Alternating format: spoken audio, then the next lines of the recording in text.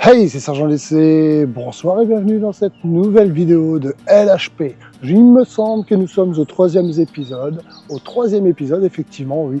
Alors n'hésite pas tout de suite à t'abonner, à liker cette vidéo pour me soutenir. N'oublie pas de laisser un petit commentaire, pourquoi pas.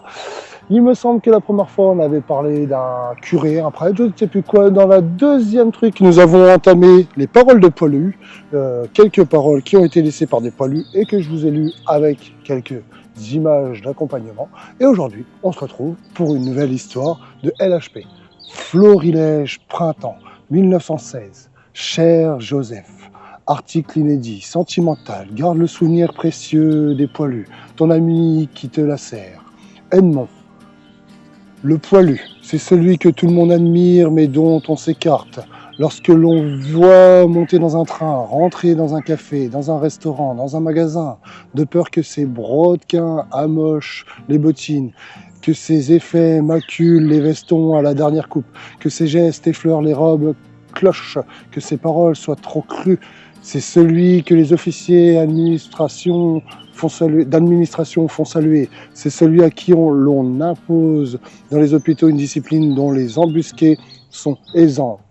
Le poilu, c'est celui dont personne à l'arrière ne connaît la véritable vie. Pas même les journalistes qui l'exaltent, pas même les députés qui voyagent dans les quartiers généraux. Le poilu, c'est celui qui va en permission quand les autres y sont allés.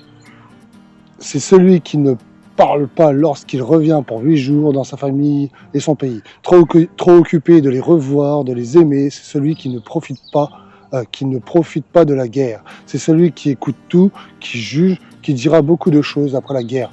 Le poilu, c'est le fantassin qui va dans les tranchées. Combien sont-ils les poilus sur le front? Moins que ce qu'on ne le croit. Que souffrent-ils? Beaucoup plus qu'on ne le croit. Que fait-on pour eux?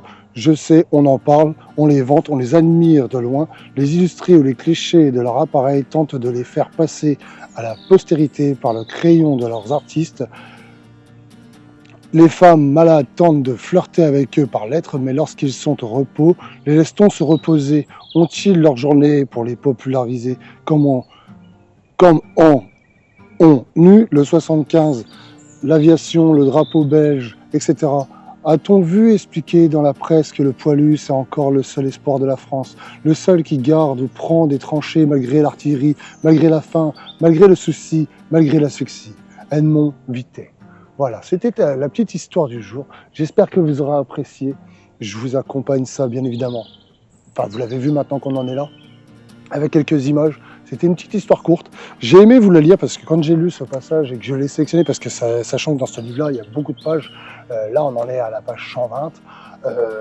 Voilà, c'est beaucoup d'histoires, beaucoup de petites écritures comme ça. Et je tiens à vous les partager. Je tiens à vous les lire, car c'est vrai qu'on visite en urbex et en exploration pas mal de lieux de guerre, et du coup je voulais vous partager aussi quelques petites histoires comme ça de poilus, quelques petites histoires racontées, revécues, qui nous plongent un peu dans la vérité des choses et qui nous permet aussi, sur une petite courte vidéo, de transmettre un peu le sentiment, le passé.